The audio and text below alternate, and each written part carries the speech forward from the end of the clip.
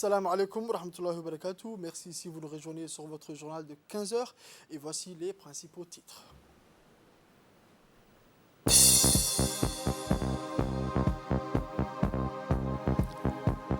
Avec un nombre limité, les pèlerins rassemblés au mont Arafat.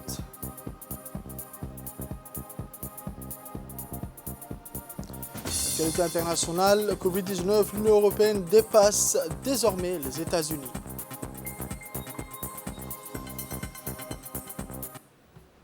Bienvenue encore si vous nous rejoignez sur cette édition. Le président de la République, son excellent, M. Ismaël Merguele, à l'approche de la fête nationale du Royaume de Belgique, adressé un message de félicitations au roi des Belges, Sa Majesté Philippe. Dans son message, le chef de l'État a formé des vœux de santé et de bonheur au roi Philippe, ainsi que davantage de progrès, de prospérité et d'épanouissement au peuple ami belge. Le gouvernement et le peuple de Djibouti se joignent à moi pour exprimer leur sympathie et amitié à la nation belge à l'occasion de la fête nationale de votre pays, a écrit le président Guélé dans son télégramme. Il mit ensuite à profit ce message pour rendre un hommage appuyé au Royaume de Belgique qu'il a qualifié de modèle de succès économique. Votre pays force l'estime aussi pour sa capacité à offrir une intégration politique et démocratique viable et durable à l'ensemble de ses composantes culturelles et linguistiques, a noté dans le même document le président de la République. Soyez sûrs, Majesté, que vous trouverez toujours auprès du gouvernement et du peuple de Djibouti tout le concours nécessaire au renforcement des liens déjà privilégiés d'amitié et de coopération entre nos deux pays et nos deux peuples, a-t-il ajouté avant de réitérer ses chaleureuses félicitations au roi des Belges. A noter qu'un message similaire a également été envoyé au Premier ministre du Royaume de Belgique, son Excellence Alexander De Croo. Actualité nationale à présent, aujourd'hui lundi, un nombre limité de pèlerins sont arrivés à Arafat pour accomplir les piliers les plus importants des rituels du Hajj à la veille de la Eid al-Adha lors du deuxième pèlerinage face à la menace de l'épidémie de Covid-19 qui a vidé la montagne de foule qui y affluait chaque année. 60 000 habitants du Royaume d'Arabie Saoudite participent au rituel contre environ 2,5 millions de musulmans en 2019. Les participants ont été sélectionnés parmi 558 000 candidats selon un système d'audit électronique. Pour la deuxième année consécutive, la scène est complètement différente de la scène habituelle sur le mont Arafat, qui était bondée de centaines de milliers de pèlerins escaladant la montagne vêtue de vêtements blancs et ihram. Les autorités saoudiennes cherche à réitérer le succès de l'année dernière, caractérisé par une grande organisation et un engagement total en faveur des mesures préventives contre la pandémie. Aucun cas de virus mortel n'a été enregistré. Le porte-parole du ministère de la Santé, Mohamed Al-Abdel Al-Ali, a confirmé dimanche soir lors d'une conférence de presse qu'aucune infection au virus corona n'avait été enregistrée jusqu'à présent parmi les pèlerins. Les pèlerins qui avaient passé la nuit précédente à Mina dimanche sont arrivés à Arafat en petits groupes dans des bus. Ils ont mis des masques médicaux et maintenu des distances claires entre eux en application des règles de séparation sociale. Ils ont effectué des prières dans la mosquée Namera avant de gravir la montagne pour passer des heures à supplication et à boire des images télévisées montraient des pèlerins criant d'affectation alors qu'ils priaient Dieu dans la mosquée. Se tenir sur le mont Arafat est le point culminant des rituels de Hajj. Les pèlerins passent le jour saint à réciter le Coran, à glorifier et à que Dieu vous bénisse.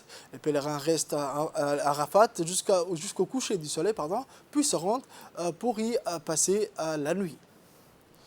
Le ministre du Travail chargé de la formalisation et de la protection sociale, son Excellence M. Ismaël Ibrahim Roble, a reçu hier matin pour une visite de courtoisie son Excellence M. Abdullah Muslim Al-Sarratri, ambassadeur de la République du Yémen accrédité en République de Djibouti.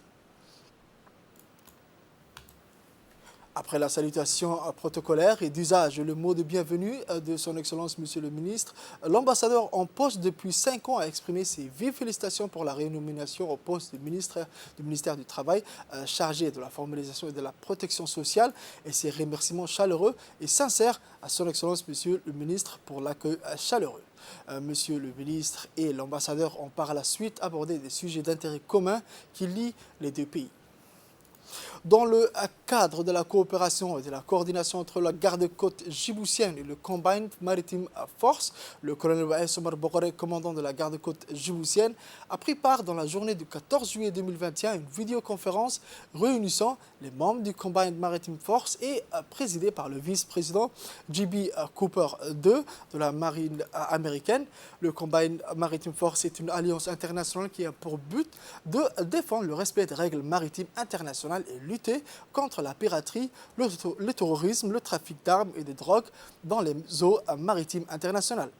Cette conférence a été l'occasion pour les participants de discuter des questions de sécurité et de sûreté maritime, d'opérer un bilan annuel de la stratégie du CMF, ainsi que les progrès des différentes opérations mises en place dans la région. Le colonel Waes Omar Boghoré a souligné dans une brève intervention l'importance capitale du CMF dans le renforcement de la sécurité et la sûreté maritime régionale, notamment dans le golfe d'Aden et le détroit de Bab el-Mandeb. Sport à présent, après la remise des matériels, place au lancement du tournoi sous l'égide du secrétaire d'État chargé des sports. Les associations sportives ont lancé hier après-midi les tournois d'été un peu partout dans le pays. Ces activités sportives qui se dérouleront pendant un mois opposeront plusieurs équipes de la capitale, des régions ainsi que dans les localités. C'est donc sous un ciel clément que les activités se sont succédé en présence des responsables et membres des SES et des fédérations concernées. Dans sa politique de lutte contre l'oisiveté et la délinquance juvénile, le CAS profite également de cette occasion pour occuper la jeunesse djiboutienne dans une ambiance inouïe, mais aussi pour détecter les jeunes talents. Nous avons organisé ce tournoi. Les objectifs de ce tournoi sont multiples, à savoir rassembler les jeunes et les fédérer dans un but commun, mais aussi de lutter contre la drogue et la délinquance juvénile. Nous nous réjouissons du déroulement de ces activités estivales. Je tiens à remercier en premier lieu le secrétaire d'État chargé en sport, son Excellence M. Hassan Mohamed Kamel, qui nous a donné l'ensemble des matériels qui nous a permis l'organisation de ce tournoi. Également, le président de la Fédération de football. S'habiller à présent, samedi dernier, les membres de la coopérative des agriculteurs d'Assamo se sont réunis pour la tenue de leur assemblée ordinaire. L'agenda de cette session était pleinement consacré à l'élection par la voie des urnes de la personne qui prendra les rênes de la coopérative dans les années à venir. Ainsi, M. Mahmoud Abdi Moussa a été élu par une majorité écrasante de 102 voix sur un total de 168 votes exprimés. 5 candidats se sont présentés pour la succession. Ces résultats sans équivoque reflètent la confiance que les votants placent au nouveau président de la coopérative des agriculteurs d'Assamo. Rappelons que ce scrutin interne s'est déroulé en présence des représentants de la préfecture et du conseil régional de la gendarmerie. Créée en 1988, la coopérative d'Assamo demeure la plus vieille et la vitrine potentielle du secteur agricole de notre pays, longtemps occupée par des seigneurs patriarcales. Après avoir actualité internationale, à présent, après avoir été à la traîne pendant des mois, l'Union européenne dépasse désormais les États-Unis pour le taux de population ayant reçu au moins une dose de vaccin contre le coronavirus. Les Européens sont désormais à 55,5% à avoir reçu une première dose contre 55,4% des Américains se sont félicités sur Twitter des responsables européens. La stratégie vaccinale européenne avait démarré plus lentement qu'au Royaume-Uni et aux États-Unis, faute d'un approvisionnement suffisant aux vaccins. Objet de critiques et de polémiques, durant les premiers mois de l'année, la Commission européenne, qui a coordonné les commandes de vaccins pour les 27 États membres, avait été prise pour cible. Le commissaire européen au marché intérieur, Thierry Breton, s'est également félicité sur Twitter que l'Union européenne y soit parvenue en exportant la moitié de sa production à plus de 100 pays. C'est tout pour cette édition de 15h. Merci de nous avoir suivis et passez un excellent week-end.